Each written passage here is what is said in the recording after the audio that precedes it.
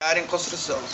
Era ele que erguia letras onde só havia escuridão.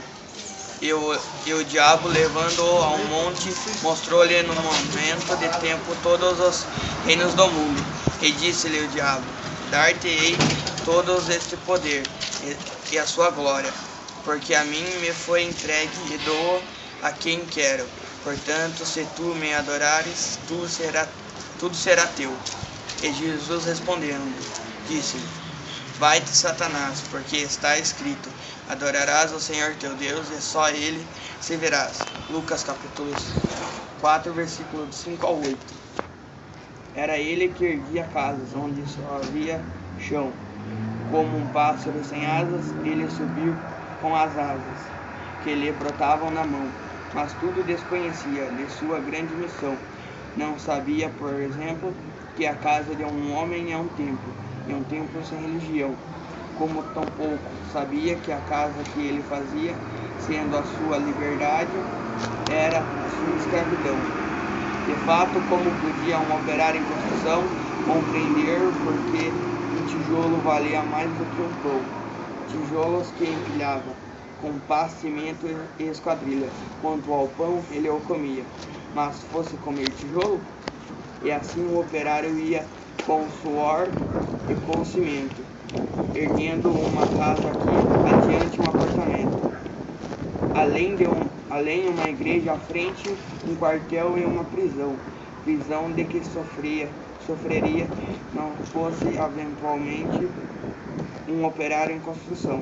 Mas ele desconhecia esse fato extraordinário, que o operário faz a coisa e a coisa faz o operário.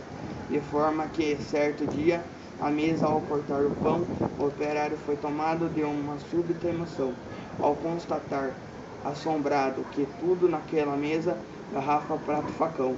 Ele, um humilde operário, um operário em construção, olhou em torno, a gamela, banco, enxerga, caldeirão, vidro, parede, janela, casa, cidade e nação. Tudo o que existia, era ele que os fazia.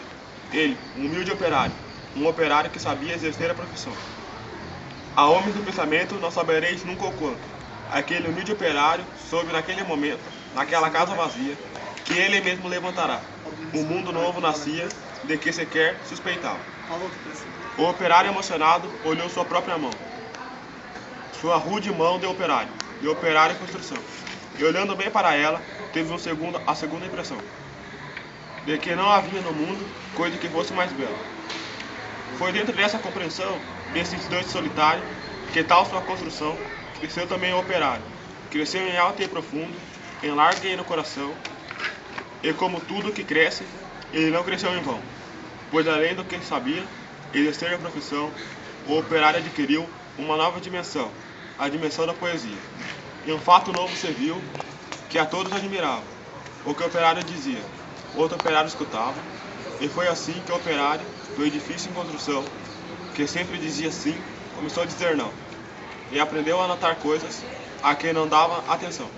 Notou que sua marmita era o prato do patrão. Sua camiseta era o uísque do patrão, que seu bacana de sua arte era o terno do patrão, que o casebre onde morava era a mansão do patrão, que seus dois pés de andarilho eram as rodas do patrão, que a dureza do seu dia era a noite do patrão, que sua imensa fadiga era amiga do patrão. E o operário disse não, e o operário fez-se forte, a sua exaustão. Como era de se esperar, as bocas de nação começaram a dizer coisas aos ouvidos do patrão. Mas o patrão não queria nenhuma preocupação, conversando de contrário disse sobre o operário, e ao dizer que isto sofria. Dia seguinte, o operário, ao sair da construção, viu subcercado dos homens de delação, e sofreu, por destino, sua primeira agressão. Teve seu rosto despido, teve seu braço quebrado, mas quando foi perguntado, o operário disse não. Em vão sofrerá o operário sua primeira agressão. Muitos outros seguiram, muitos outros seguirão. Porém, imprescindível ao edifício da construção, seu trabalho prosseguia, e todo o seu sofrimento misturava-se ao cimento da construção que crescia. Seu sentimento que é a violência não dobraria o operário, e um dia tentou o patrão dobrá-lo de modo contrário, de sorte que foi levado ao alto da construção. Mostrou-lhe toda a região e, apontando ao operário, fez essa declaração: Dar-te-ei todo esse poder e a sua satisfação, porque a mim me foi entregue e dou a quem quiser. Dou-te tempo de lazer, dou-te tempo de mulher. Portanto, tudo o que ver será teu se me adorares. E ainda mais, se abandonares o que te faz dizer não.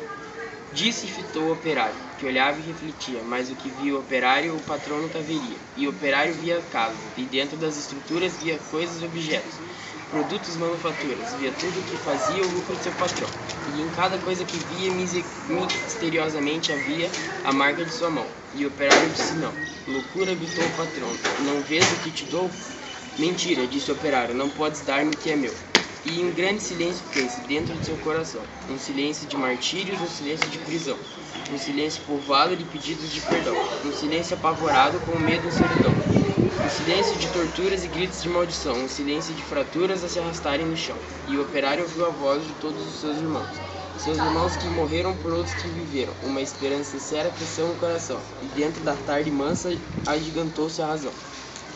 De um homem pobre e esquecido, razão porém que fizerem, e operário construído, um operário em construção.